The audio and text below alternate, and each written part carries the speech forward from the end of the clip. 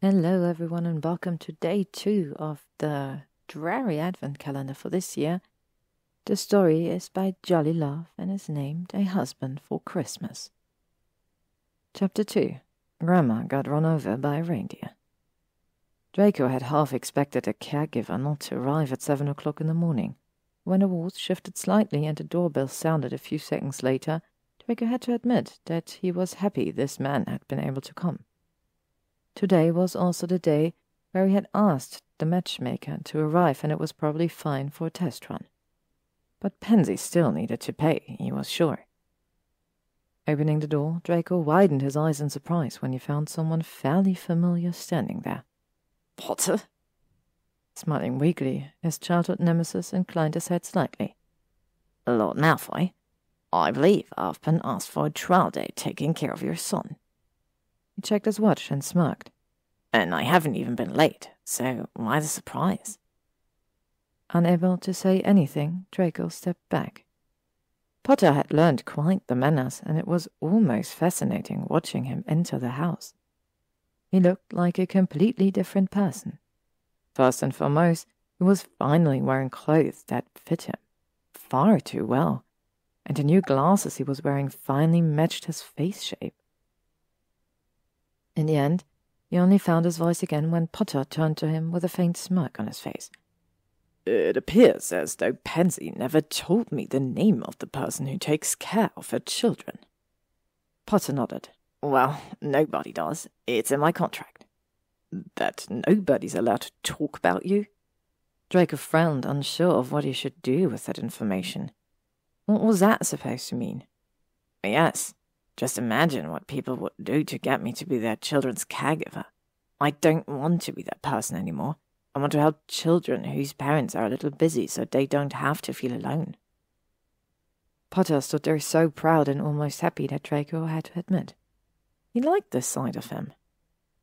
Nodding, he motioned Potter to follow him into the parlor. It was one of smaller ones, and his father had usually used it as a business meeting room. It had one table in the middle and 4 chairs around it. That was all that fit in there, apart from a little decorations which Astoria had done and Draco never even dared taking down. They sat down on opposite ends, and Potter seemed open and interested in what Draco was going to tell him. He already liked it. None of the other childcare experts had shown any interest in what he was going to tell them. Today is a trial day, as you've already said. I will be here in the house having a meeting. Draco started and watched Potter as he took out a thin booklet and a muggle pen. I was thinking of half a day, and if it works out between the two of you, maybe extend this trial phase for the whole day. Potter smiled. Agreed. Where is the meeting taking place? When Draco hesitated, he flashed him a bigger smile. Just as a precaution, Lord Malfoy. In case it gets louder and I don't intend on disturbing your meeting. He really had gotten impeccable manners. Draco needed almost a full second to get back on track. West Parlor? Just don't go anywhere near the west side of the manor. There were so many pictures and memories of Astoria. He didn't want Potter nor Scorpius to see them. Writing something, Potter nodded. Then the door was ripped open and Scorpius appeared. He frowned at Potter, and Draco saw a minuscule rolling of his eyes. He probably already knew that this man was another caregiver, and most likely tried to figure out a way to get rid of him.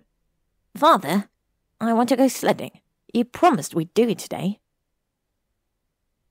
He had the same eyes Astoria had had. It was almost impossible to say no. The problem was that today Draco had to say no, and he was not looking forward to tell Potter to go sledding with his son. None of the caregivers had gotten through sledding with Scorpius. I'm sorry, Scorp. I've got an important meeting which will take place for the better part of the day. What about him, then? Scorpius asked and turned to face Potter. You're my new caretaker, aren't you? He sounded so arrogant right now. If Potter hadn't been there, Draco would have definitely told his son to show strangers some more respect. Potter chuckled. I'm a caregiver, yes. Only for today, though. Until we can go sledding. Draco widened his eyes and turned to Potter, about to discourage him from doing that, when his childhood nemesis smiled at him. "Don't worry, we'll be fine. You go to your meeting. We'll go sledding." There was a mischievous glint in Scorpius' eyes, and all Draco could do was sigh. If Potter really wanted to deal with an out-of-control Scorpius on the first day, not even on the trial day, of the job, fine by him. He could also just start looking for a new caregiver after the meeting with the matchmaker. "Well then, Scorp, go get ready," was the only thing Draco could say. To be continued.